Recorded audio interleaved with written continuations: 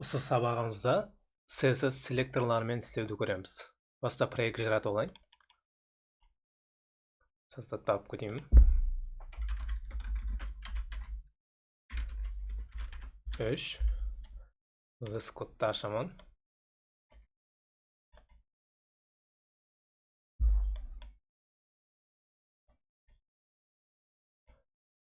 И проектімді тастап жіберейін.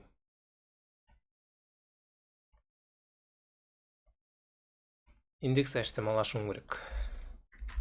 Жаратып. HTML style CSS-ті қосайын.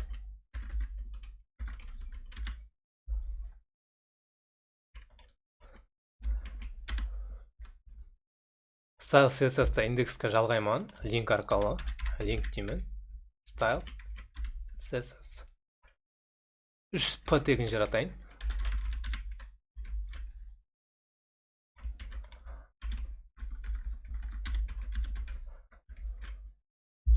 Осы жерде Go Live дегенге басамын.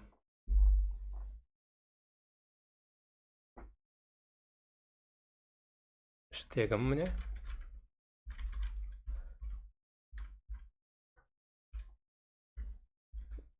Біріншісі, үшіншісі.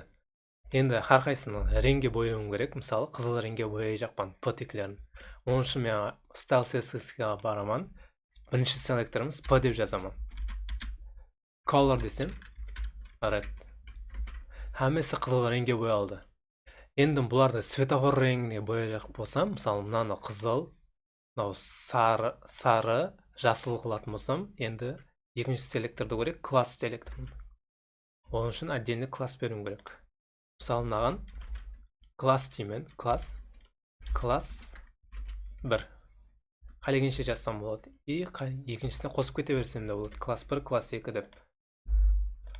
Класс 2 деймін. Класс 3.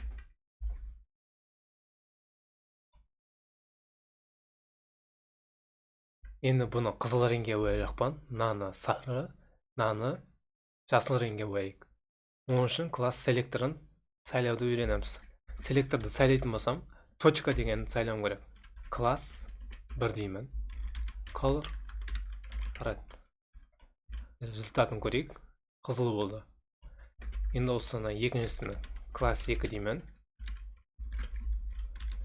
Color yellow. Сары болды. Класс 3.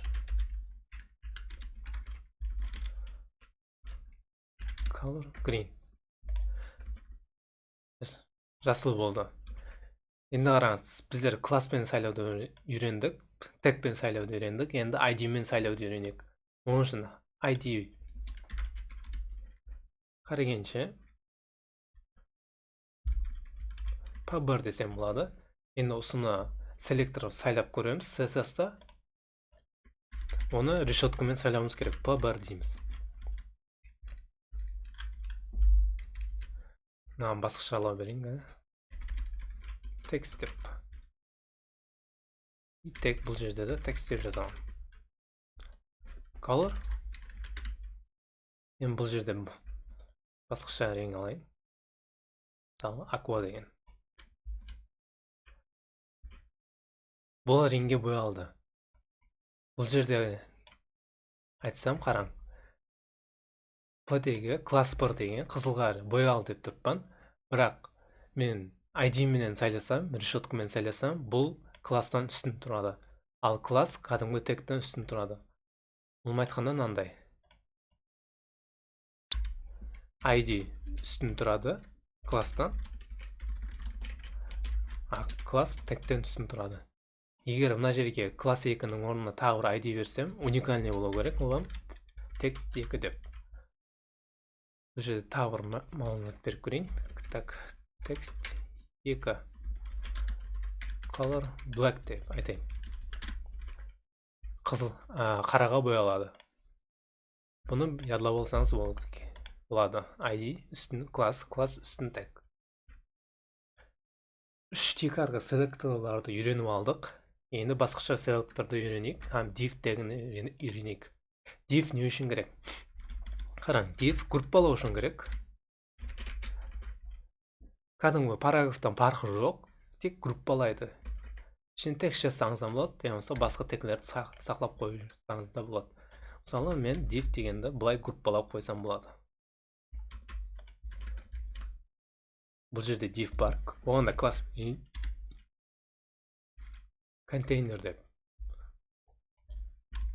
Бұл жерге тағы бір потек беремін. Оған класс. Енді тағы бір селектордың түрі ішінде деген селекторды көрейік. Мысалы, контейнер деп жазамын.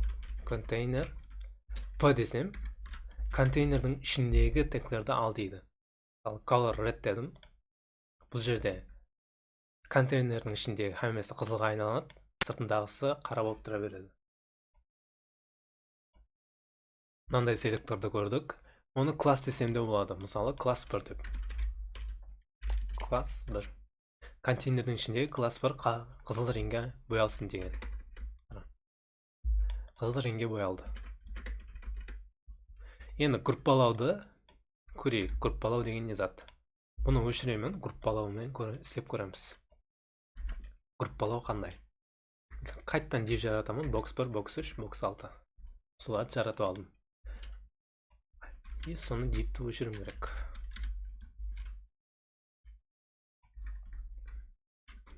Alt shift.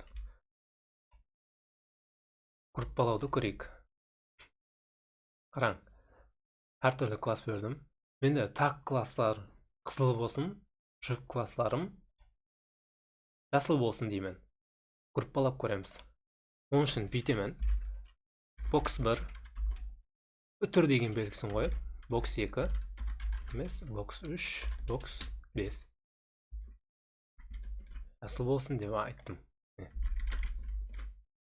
Background емес, color. Үтірмен белгілейміз, сонда группаланған болады. Осыны теглерді ал деп тұрды. Қызыл, жасыл болды.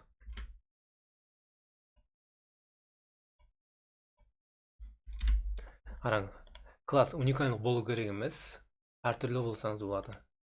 И классымызды общий болсақ болады. Мысалы, общий класс қандай? TextBold деген класс. Мысалы, TextBold деген класс аламын. TextBold. Font weight 9 деп беремін. Қараң, 1, 6-ға дейін бар. Енді осыны TextBold деп бергенлерім қалың болады.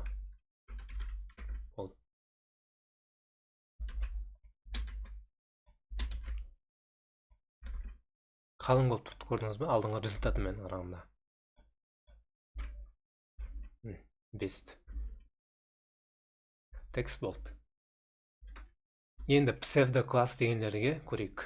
Pseudo класспен істеу керек. A тегін жаратамын.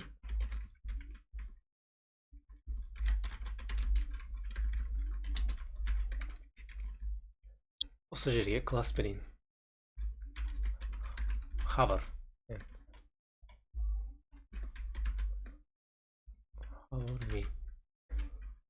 Міне, A тегі. A тегінде text decoration none дейін. Color black болсын. Енді үстіне тұтқан уақытта A тегіне hover деймін. Hover үстіне мышканы тұтқан уақытта. Color red болсын деймін. Енді қараң, мына үстіне бардым, қызыл болды. Көрдіңіз бе? Үстіне бардым, мышканы қызыл болады. Үстіне бір мәрте басайын. Так, мына жерге Google'ды беріп берейін.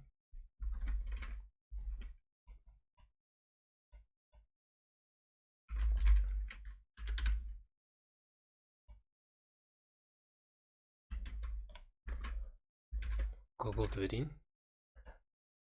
Бастым, ізіме қайттым. Енді басып тұрып ізіме қайтқаннан кейін стилді берейік. Visited деген. Visited. егер үстіне басып тұрып ізге қайтқан болса, ұлыма айтқанда басылған болса, жасыл болып тұрсын деймін. Міне.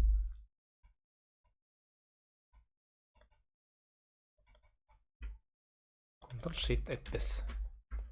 Егер басып тұрып ізге қайтсақ, жасыл болады. OZT деген псевдокласс. Псевдоклассты былай берсек болады. Селекторлардың түрі көп. Біздер тик арғыларын үйреніп шықтық.